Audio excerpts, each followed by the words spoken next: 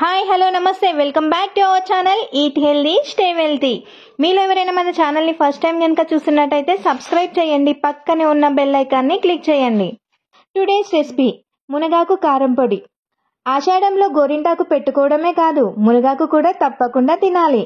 వానాకాలంలో బయట ఉష్ణోగ్రతలు చల్లగా ఉంటాయి. దీంతో అనేక అనారోగ్యాలు పొంచి ఉంటాయి. అందుకే వాటితో పోరాడే శక్తిని, ఒంట్లో వేడిని పెంచుకునేందుకు మునగాకు తినడం కంపల్సరీ. వీటిలో విటమిన్ ఏ, సిలు ఎక్కువగా ఉంటాయి. ఇందులో విటమిన్ ఏ, సిలు ఎక్కువగా ఉండడం వల్ల వ్యాధి నిరోధక శక్తిని పెంచుతుంది. ముఖ్యంగా ఇందులో ఐరన్, కాల్షియం రక్తహీనతను తగ్గించి ఎముకలను దృఢంగా మారుస్తాయి. బాలింతలకు పాలు పడేలాగా చేస్తాయి. మునగాకు రక్తంలోని చక్కెర, కొవ్వుల్ని నియంత్రించి గుండె పనితీరుని మెరుగు చేస్తుంది.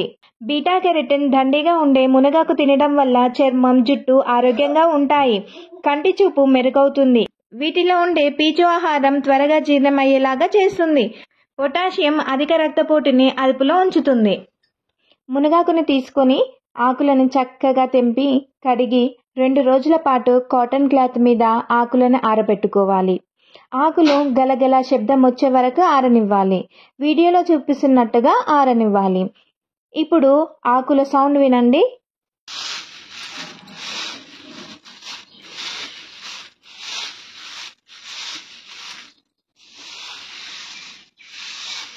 గలగల శబ్దం వస్తుంది కదా, ఇలా ఆరాలి ఆకులన్నీ.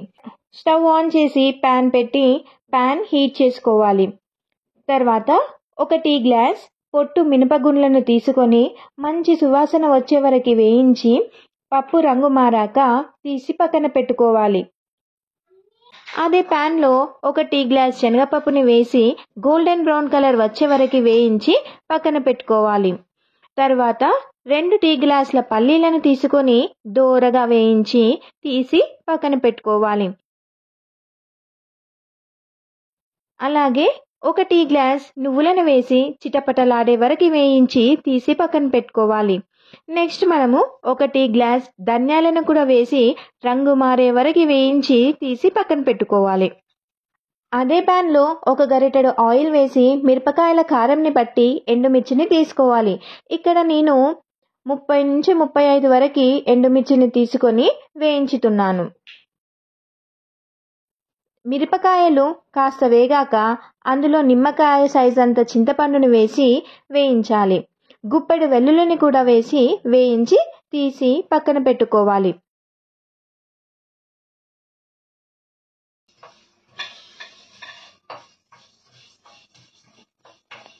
ఇప్పుడు నేను ఒక పెద్ద బౌల్ మునగాకును తీసుకుంటున్నాను.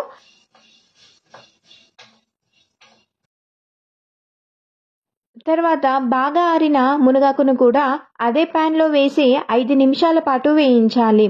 చూస్తున్నారు కదా, ఆకులు పట్టుకుంటేనే పౌడర్ లాగా అయిపోతున్నాయి. ఇలా వేయించి తీసి పక్కన పెట్టుకోవాలి. ఇవి అన్నీ చల్లారాక మిక్సీ చేసుకోవాలి. ముందుగా మినప్పప్పు, శనగపప్పు, నువ్వులు అన్నీ పౌడర్ లాగా మిక్సీ చేసుకొని పక్కన పెట్టుకోవాలి. ఆ తర్వాత పల్లీలను సపరేట్గా పౌడర్ లాగా చేసుకోవాలి. లేదంటే పల్లీల నుంచి ఆయిల్ రిలీజ్ అయ్యి ముద్దలాగా అయిపోతుంది. అందుకని పల్లీలను సపరేట్గా పౌడర్ చేసి పెట్టుకోవాలి. ఈ పల్లీల పౌడర్ని కూడా పప్పుల పౌడర్లో వేసి అంతా బాగా కలుపుకోవాలి. తర్వాత ఎండుమిర్చి మిశ్రమంని కూడా మిక్సీ చేసుకోవాలి. అందులో మునగాకు కూడా వేసి పౌడర్ లాగా మిక్సీ చేసుకోవాలి.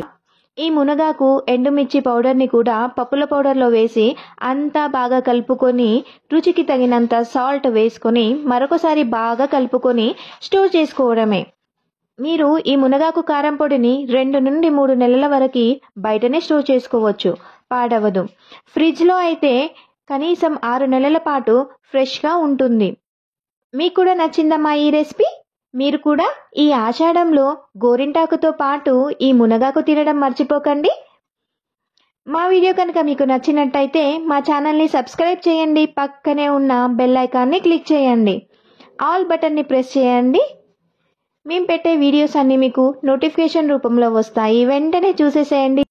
లైక్ చేయండి, మీ ఫ్రెండ్స్ అండ్ ఫ్యామిలీ మెంబర్స్తో షేర్ చేయండి, కామెంట్ చేయండి. Eat healthy stay wealthy signing off.